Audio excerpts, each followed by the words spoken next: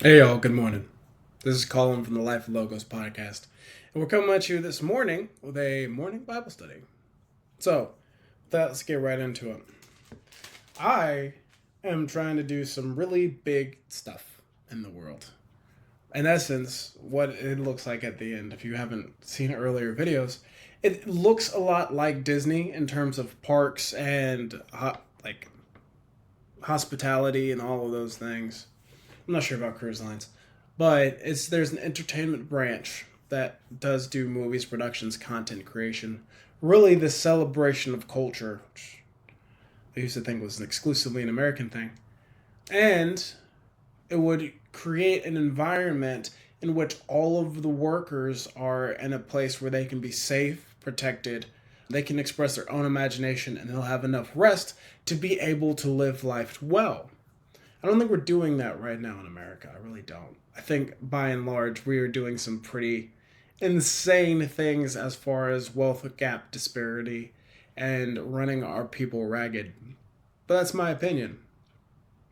With that, I have put into place a certain set of values and practices that I even put into my businesses today. For example, the 9 day work cycle, right? So one day you work 5 days, the next day you work four. I'm very strict about the people I work with starting at a certain time and ending at a certain time so that they can go live their lives. And all of these things I'm very stringent on, right? And that's for the benefit of the employee, not necessarily in the benefit of the employer.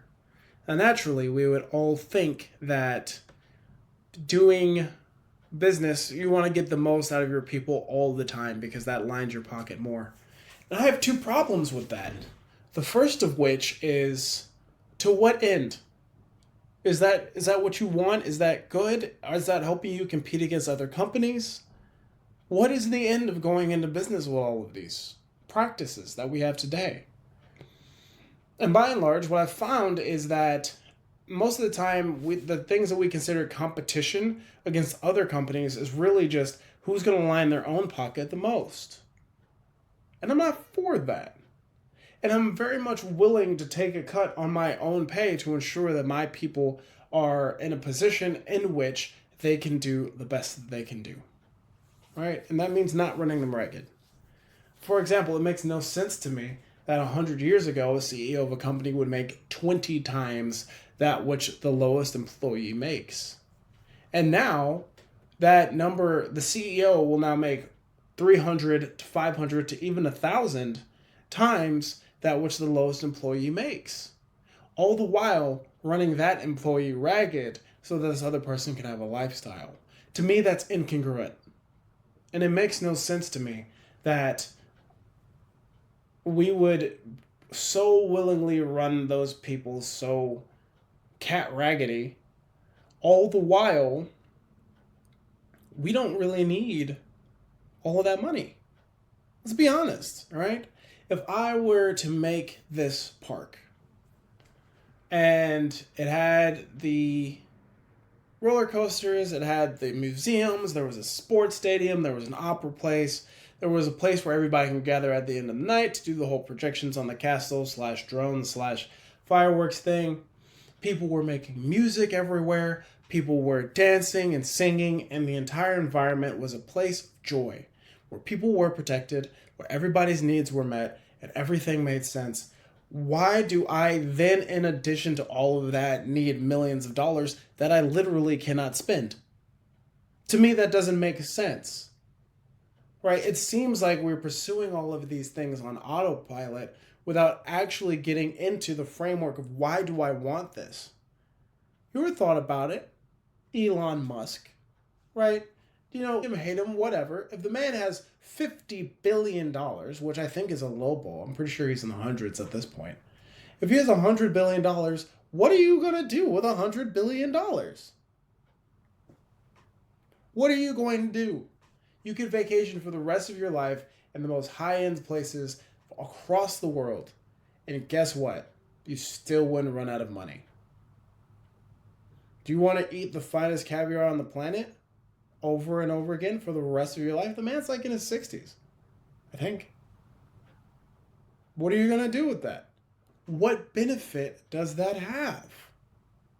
And that's the thing that I'm so confused about all of these wealthy people and all of these people, particularly in our country, who have become billionaires. What's the purpose? What good have you done by getting $1 billion? So you can just tell other people that you have $1 billion? Clearly, you have no intent on changing the world. You don't have any intent on feeding the hungry. You don't have any intent on building your own. You could build your own small country.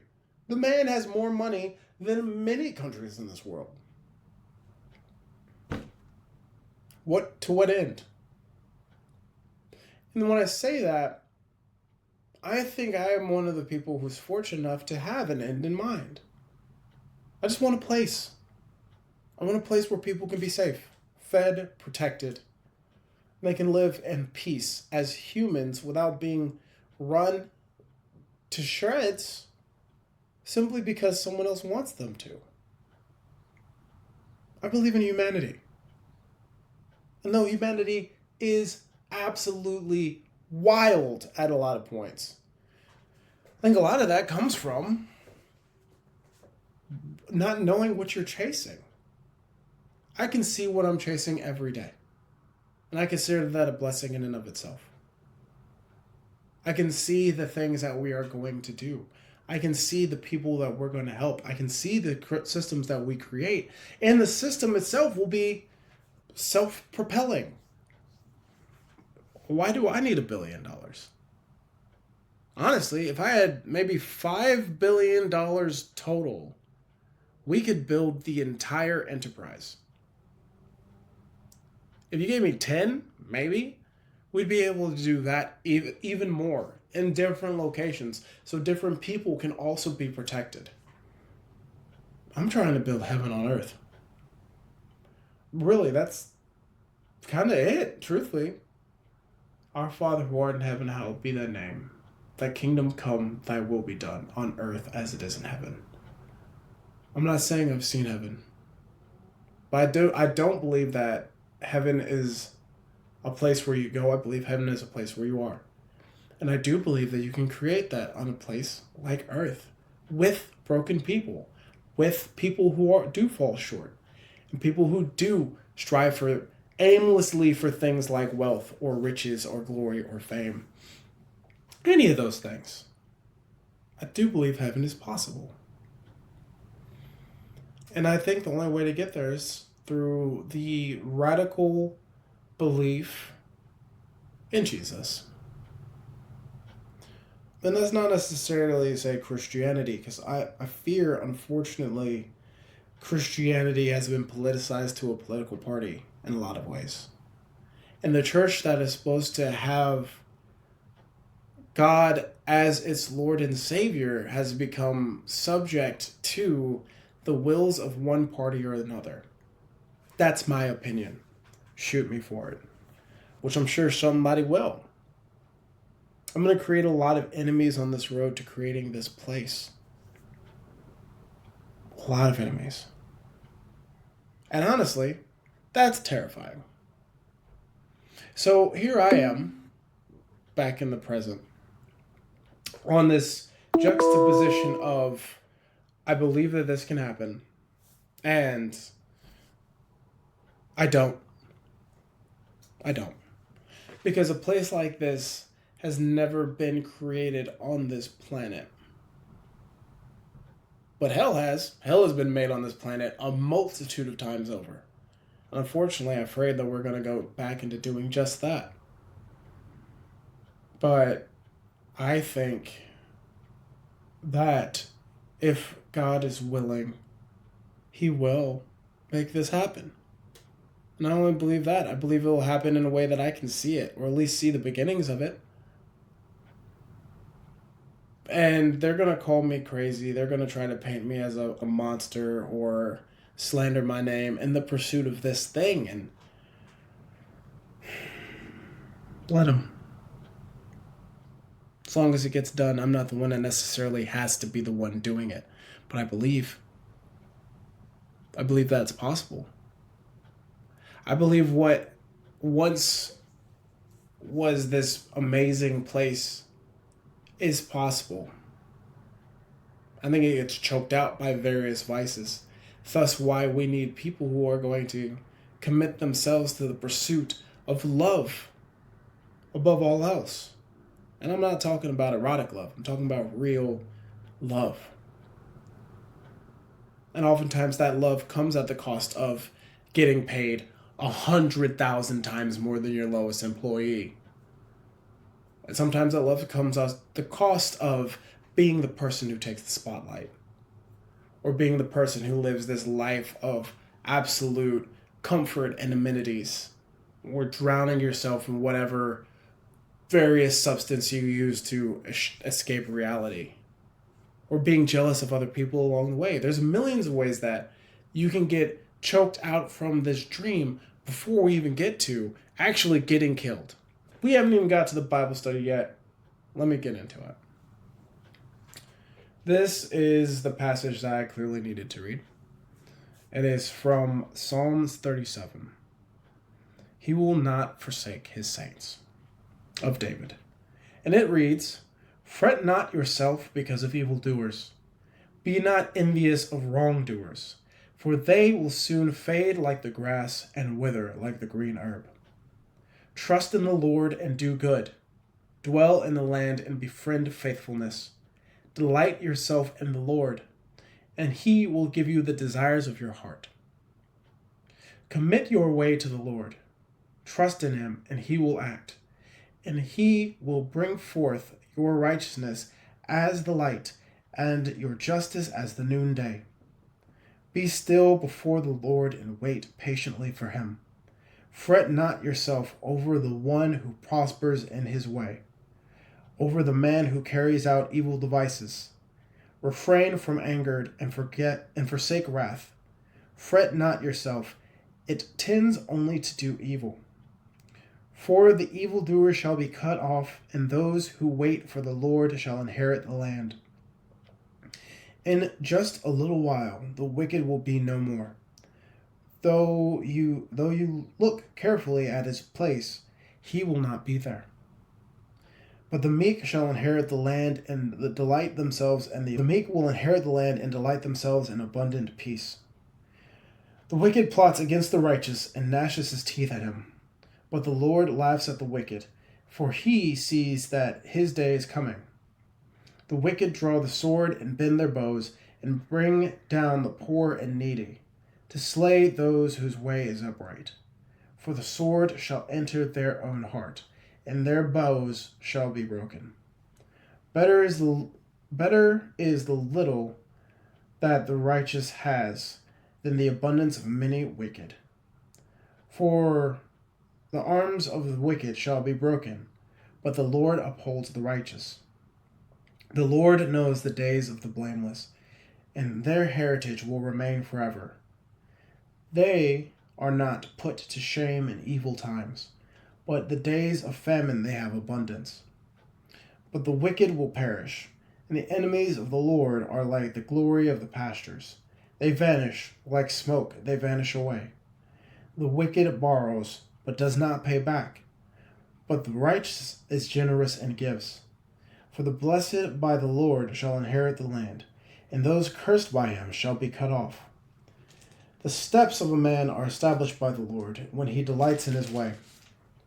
Though he fall, he shall not be cast headlong, for the Lord upholds his hand.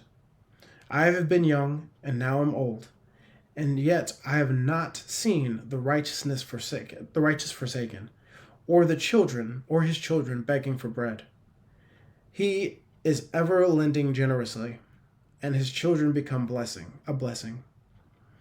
Turn away from evil and do good, so shall you dwell forever. For the Lord loves justice.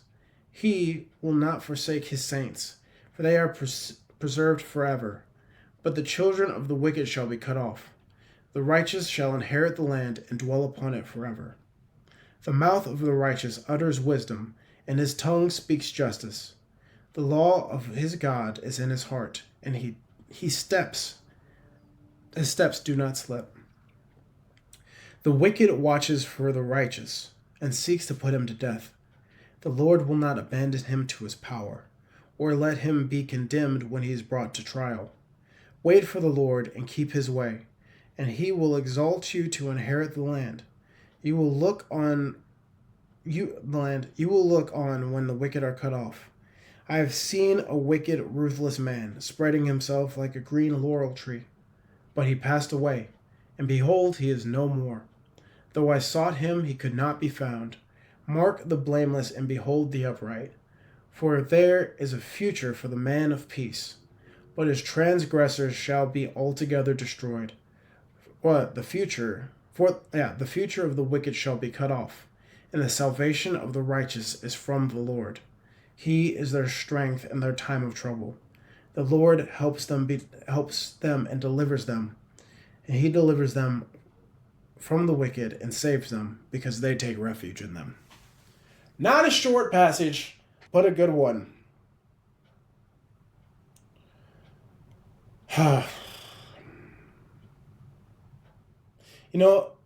There's a big difference between believing something and having faith in it. I have faith that this is going to happen. I have faith that the good Lord speaks, and when he speaks, he means what he says.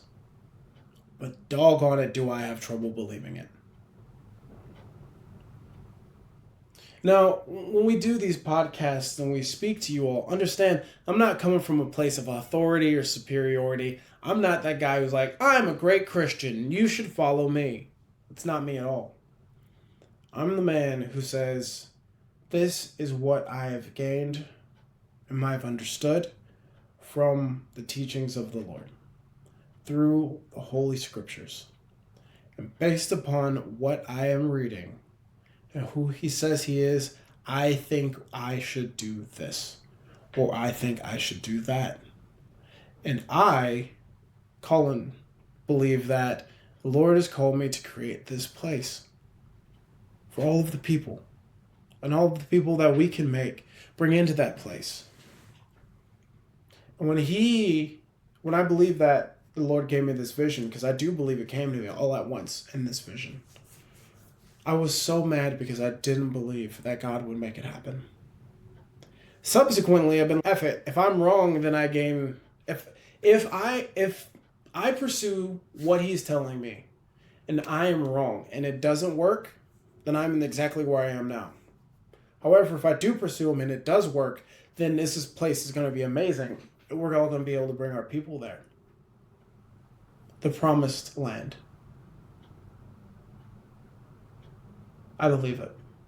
I don't believe it. No, let me say that again. You see how I just stumble back and forth? That's how much I'm struggling with this. According to his word, the wicked will pass away, and the righteous will inherit the earth.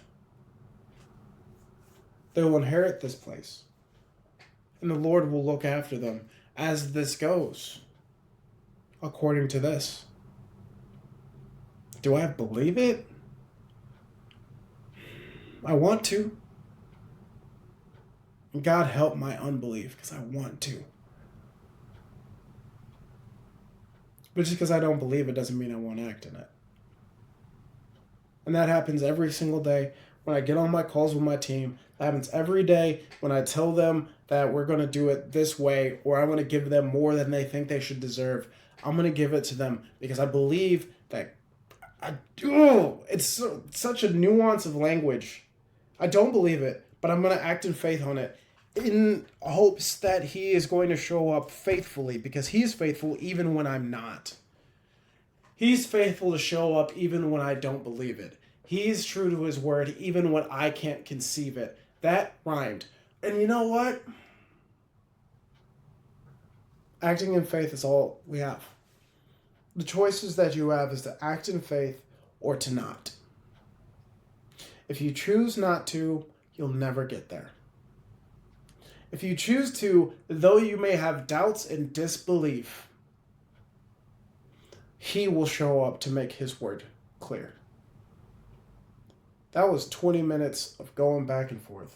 Thank you all for listening to my rants and vulnerability and the reading of this word. And God bless you. We'll see how this plays out. I'm Colin. This is Life with Logos. And we'll talk to you soon.